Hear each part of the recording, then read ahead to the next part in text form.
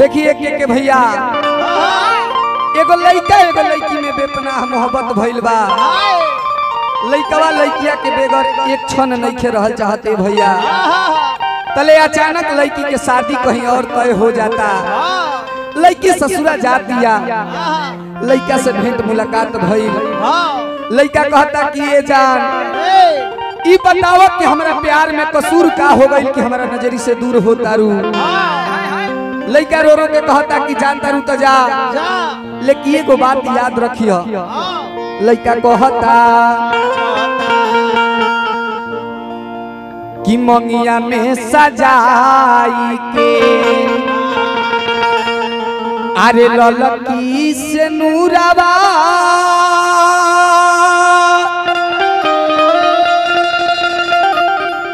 आजा तो बालू तू ससुरवा जा।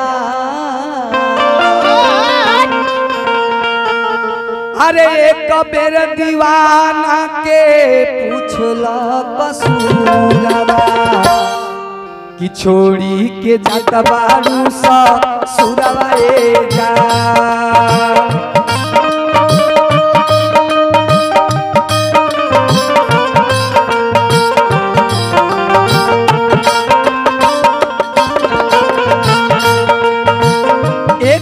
दीवाना के पूछला कसूरवा छोड़ के ससुरवा जात बाड़ू जा।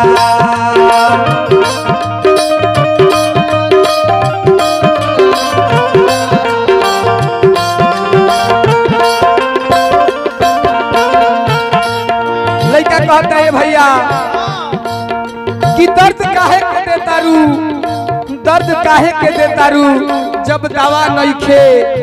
दर्द काहे के देता रू जब दवा नहीं खे। ए जान तू जानत तारू कि तहरा सिवा अब हमार कोनो दवा नहीं खे। लेकिन जा तारू तो जा, एगो बात याद रखियो कि अब तहरा सिवा हमारा केहू कुछ आया नहीं खे। लड़का कहता दिल से डिलीट कइलू हमारा इमेज के जाई के जाइबू अपना पियावा के सेज के।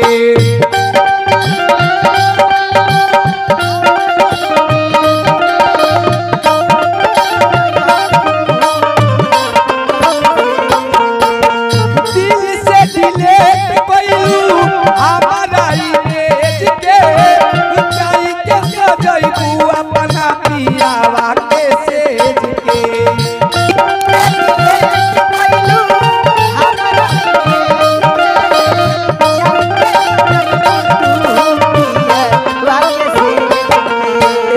भैया लड़का कहता कि तू तो भुला जाइबू सारा क्रिया कसम, लेकिन हम कैसे भुलाइब जवन हमारा संगे रह के तू क्रिया कसम खात रहलू।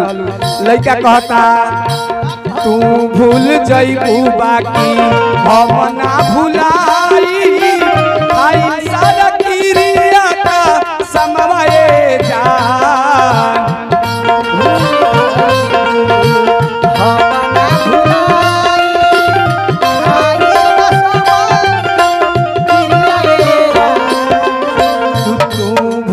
जाइबू बाकी हम ना भुलाई आई सारा क्रिया का समय जा।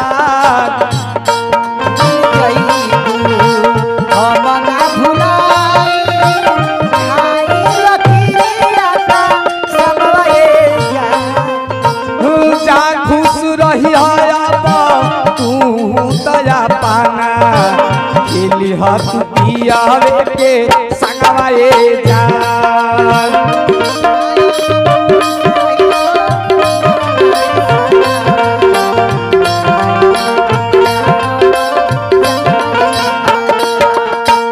जा खुश रही तू पियावे के संगवा हरदम खेली हो संगवाए जा।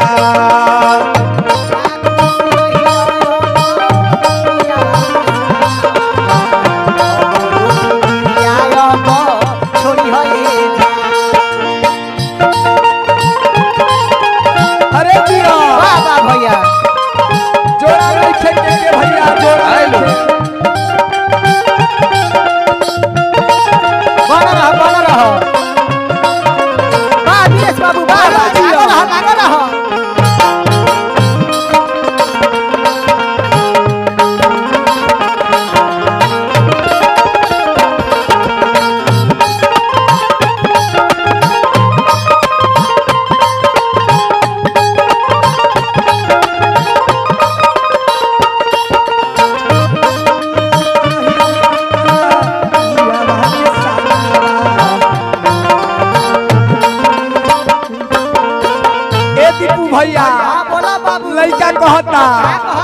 कहता कि देखा तू हमरा प्यार के का समझता रू, ई बात हम तो नहीं की जानत ये जान, तारा से जान से ज्यादा मोहब्बत कइले बानी एक के भैया। लइका कहता प्यार के हमारा तू बुझ गइल खेल हो, दिलवा के फांसी दिहलू चाहत के जेल हो।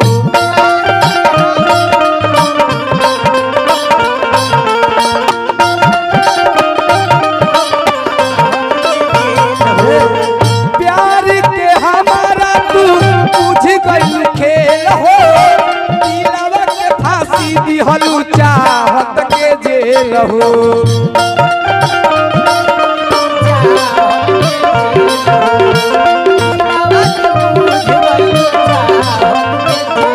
क्या कहता कि काहे रोलू जब हंसावे के ना रहे, काहे रोलू जब हंसावे के ना रहे, काहे गुनगुनवलू जब गावे के ना रहे। ए जान आज आंसू पोछतानी एगो प्रश्न बन के, काहे प्यार कइलू जब निभावे के ना रहे, निभावे के ना रहे। लड़का कहता ले लिहलू बीज से जनवाए जान,